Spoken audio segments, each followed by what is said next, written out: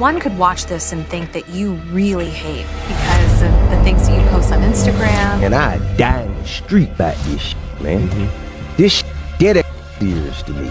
And then when I do rap shit, man, this shit is full of this type. March 5th, 2026, 50 Cent posted a single Instagram screenshot, let it sit just long enough for the internet to explode, then deleted it. The headline, 50 Cent reportedly developing Surviving T.I. and Tiny documentary. But it wasn't the post itself that shook the entire rap game. It was the caption that came with it. Remember how quiet I got before the Diddy doc?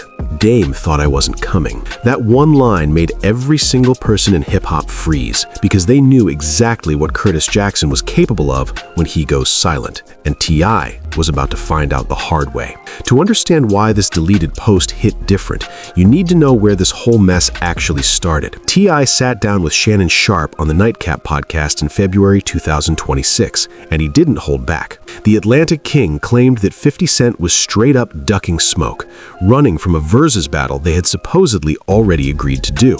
According to T.I., the two legends had private conversations about celebrating each other's catalogs on that iconic platform. Fans had been dreaming about this matchup for years, two of the most decorated rappers from the 2000s finally going hit for hit, bar for bar, showing respect to what they'd both built. It was supposed to be a moment of unity in hip-hop, but 50 Cent flipped the entire script. Curtis acted like he had no idea what T.I. was even talking about. In interviews, 50 played completely dumb, denying any agreement ever existed. Then he took it further. He dismissed Clifford Harris publicly with a nickname that cut deeper than any diss track ever could, King Rat. In street culture, that's not just an insult, that's the worst accusation you can level at someone. It's calling them a snitch, questioning their entire code, everything they built their reputation on, and 50 told T.I. to keep his name out of his mouth, period. The disrespect was calculated, surgical, and brutally public. T.I. was furious. This wasn't just about ego. His new single, Let Him Know, had just hit #1 on urban radio and was crossing into mainstream territory. Clifford was experiencing a genuine career resurgence, the kind that reminded everyone exactly why he mattered in the first place. And here comes 50 Cent, throwing shade right in the middle of it all, casting a shadow over everything T.I. was working to rebuild. The Atlanta rapper went on the $1 Million Worth of Game podcast and laid it all out. We talked about this. We said what we were gonna do. When I jumped out there, he acted like he ain't know what was going on. The betrayal was real, and T.I. wasn't keeping it private. But that social media call-out was just the beginning of the war. What 50 did next would change everything. Hip-hop beef is one thing, but what 50 Cent did next crossed every line that separates music from personal warfare. Curtis went back to Instagram, the platform where he's been sharpening his trolling skills for 2 decades, and posted an unflattering photo of Tiny Harris, T.I.'s wife. The caption doubled down on telling Clifford to keep 50's name out of his mouth, but everyone understood what that move really meant. By dragging Tamika into the beef, 50 made it crystal clear this wasn't about rap anymore. He was going after the entire family in front of millions of people, and the Harris family wasn't about to take that lying down. T.I. responded the only way a lyricist of his caliber knows how. He dropped diss tracks fast. War and The Right One came out in quick succession, and Clifford came loaded with bars. On The Right One, T.I. called 50 Cent a small man in a big shell, a line designed to cut straight at the ego of someone who built his entire brand on dominance. But the line that really set the internet ablaze was when T.I. called 50 a dispatcher. That's not just a clever bar, that's a direct accusation that Curtis Jackson cooperated with federal law enforcement, and Clifford claimed he had paperwork with 50's name on it for men locked up in prison. That's not entertainment, that's a documented accusation that echoes far beyond any streaming platform. Then, the whole Harris family mobilized. T.I.'s sons, King and Damani, both dropped their own diss records aimed directly at 50 Cent. King Harris made it clear this wasn't something he wanted to do, but something that had to be done. Damani's track felt reminiscent of Kendrick's Meet the Grams, asking genuine questions about why 50 operates the way he does, stemming from how Curtis was raised and what shaped him. This wasn't two rappers trading shots anymore. This was a full family declaration of war.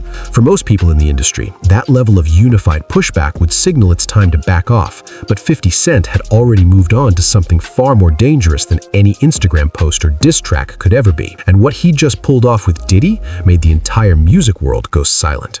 Before you can understand why that documentary threat landed like a nuke, you need to see what 50 Cent accomplished just months earlier. In December 2025, Curtis served as executive producer on Sean Combs' The Reckoning, a Netflix documentary series that hit the culture like a sledgehammer. The series debuted at #1 on Netflix immediately, racking up 21.8 million views in just 6 days. It examined the sprawling allegations against Diddy, alongside decades of industry behavior that people whispered about, but never dared put on screen with that kind of reach. It became the most talked about documentary of the entire year, and 50 Cent's fingerprints were all over it. Netflix later clarified that Curtis didn't have full creative control and that none of the participants got paid, but in the court of public opinion, those details didn't matter. What mattered was the result, and the result was absolutely devastating for Sean Combs' public image. 50 Cent proved something the hip-hop world hadn't fully reckoned with before. In 2026,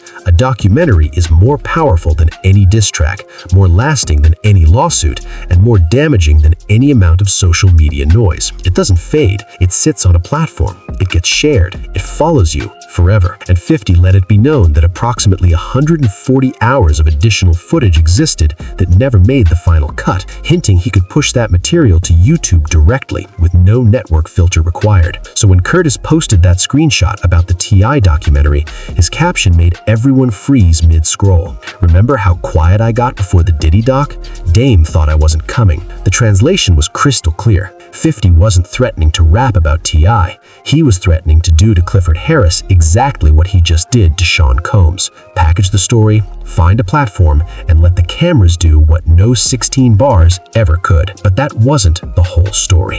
50 Cent and T.I. is back at it. 50 Cent jumped out there. He let him know that he's putting out a documentary surviving T.I. and Tiny. Man, listen to this. I'm going to play where T.I. told 50 that he was getting ready to do the same thing to him. And then now 50 announced that he did it. We already know 50 know how to... The title alone was designed as a weapon, Surviving T.I. and Tiny. Anyone paying attention to entertainment news over the past few years understood exactly what that title referenced. In March 2021, attorney Tyrone Blackburn held a press conference that genuinely rocked the industry. He announced that more than 30 women had come forward to accuse T.I. and Tiny of forced drugging, kidnapping, and intimidation, describing a pattern of alleged behavior spanning over 15 years across multiple state lines. The accusations were detailed, disturbing, and dominated headlines for weeks. It's already been known that there are 30 women, at least, that have had allegations of being kidnapped, drugged, raped. Y'all know what those words mean.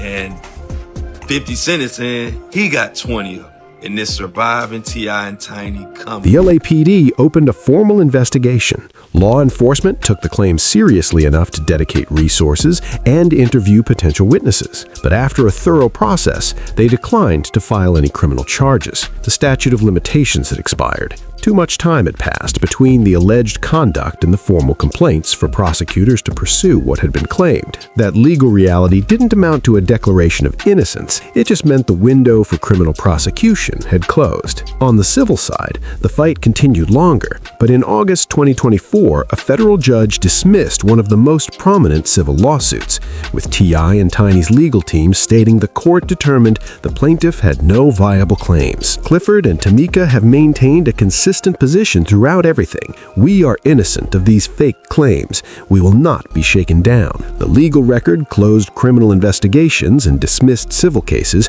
provided them with real documented protection in a court of law. But 50 Cent wasn't operating in a courthouse. He was operating in a media ecosystem where perception moves faster than any ruling ever will. And Curtis had already demonstrated exactly how to control that ecosystem. What happened next showed just how calculated this entire campaign really was. 50 Cent didn't just threaten the documentary and walk away. He made sure the allegations stayed in every conversation about T.I. by any means necessary. The caption on that deleted Instagram post included a vicious line aimed directly at Clifford's promo run. "I hope this doesn't mess up your promo tour. They're gonna ask about your 20 SA cases." That wasn't accidental. T.I. had positioned his upcoming album Kill the King as his final statement, a legacy project meant to close out one of the most storied careers in Southern rap on his own terms. Every interview, every magazine feature, every radio appearance was supposed to be about the music, about celebrating what he'd accomplished over 2 decades. 50 Cent was threatening to make every single one of those moments about something else entirely. And Curtis didn't stop there. On the theme song for Power Origins, connected to his long-running television empire, 50 dropped bars directly referencing the allegations against T.I. and Tiny. He rapped, "Your daddy made your mama eat every box in Atlanta." There's no reading that line as anything other than what it is, a deliberate, calculated strike designed to ensure the accusations stay in every headline, every comment section, and every conversation about T.I.'s career for as long as possible. Curtis weaponized the allegations in his music, on his platform, and through the documentary threat simultaneously. This wasn't just beef anymore. This was a systematic campaign to reshape how the world views Clifford Harris. The documentary itself remains officially unconfirmed. No network has made an announcement, no release date exists anywhere. But 50 Cent has earned something most people never do: the credibility of his own threats. When Curtis went quiet before the Didi documentary dropped, people in the industry laughed. They thought he was bluffing, trolling, doing what he always does for attention. Nobody is laughing this time. Gossip journalist Tasha K., who has a history with celebrity controversies, claimed sources close to 50's team said the project was already in active development. Those claims remain unverified, but in the world of hip-hop drama, the rumor alone was already doing damage, and 50 Cent understood that better than anyone. That's why the post was so deliberately constructed. Curtis posted it at peak hours, let the internet screenshot it and spread it across every platform, then yanked it down, leaving just enough smoke in the air to make everyone wonder if the fire was already burning. T.I. is standing at a crossroads no artist ever wants to face, simultaneously trying to consent a legacy while defending a reputation that someone with serious resources is actively working to dismantle. Kill the King was supposed to be his victory lap, a final bow from one of the most decorated MCs of the 2000s era, the man who helped give Atlanta the blueprint before Atlanta gave the world trap music, a #1 single, a full promotional campaign, the kind of farewell tour a rapper earns after surviving everything the industry throws at you for 20 years. Instead, every conversation about that album now lives under a shadow shaped exactly like 50 Cent. T.I. responded directly to the documentary threat, but his tone revealed everything. We can go bar for bar, hit for hit, or doc for doc. Nobody over here fears you.